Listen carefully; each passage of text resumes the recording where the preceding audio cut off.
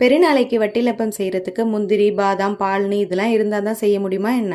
ஒரு ஸ்பூன் பொட்டுக்கடலையிலே சூப்பராக செய்யலாம். வாங்க எப்படி செய்யறதுன்னு பார்த்துடலாம். ஒரு கடாய் அடுப்பில் வச்சுட்டு அதில் 3/4 கப் சுகர் சேர்த்துட்டு 1 ஸ்பூன் தண்ணி சேர்த்துட்டு கேரமலைஸ் பண்ணி எடுத்துக்கோங்க. இது பண்ணும்போது அடுப்பை மீடியம் ஃப்ளேம்லேயே வச்சு பண்ணிக்கோங்க. இப்போ கேரமலைஸ் ஆனதுக்கப்புறமா இதில் 1/2 கப் அளவுக்கு தண்ணி சேர்த்துக்கோங்க. சேர்த்துட்டு நல்லா அந்த கட்டி கட்டியாக இருக்கும் கேரமலைஸ் ஆனதுலாம் அதெல்லாமே கரைச்சி விட்டு ஆஃப் பண்ணிக்கோங்க அடுப்பை. இப்போ ஒரு மிக்சி ஜாரில் 3 முட்டை சேர்த்துக்கோங்க. இது கூடவே 1/2 கப் அளவுக்கு தேங்காய் துருவல் சேர்த்துக்கோங்க. தேங்காய் பால்லாம் பிழிஞ்சு கஷ்டப்படணும்னு அவசியம் இல்லை, இதிலே சேர்த்துக்கோங்க. இதில் 1/2 ஸ்பூன் அளவுக்கு பொட்டுக்கடலை சேர்த்துக்கோங்க.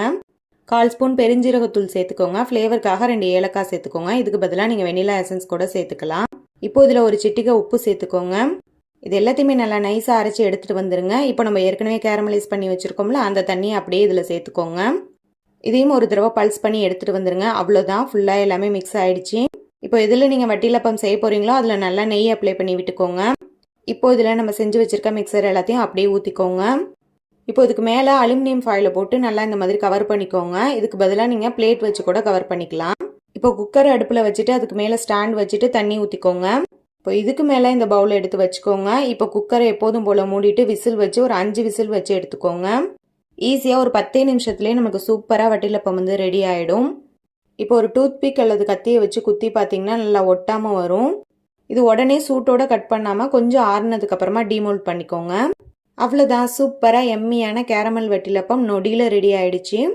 உங்களுக்கு விருப்பமான ஷேப்பில் கட் பண்ணி சர்வ் பண்ணிக்கோங்க.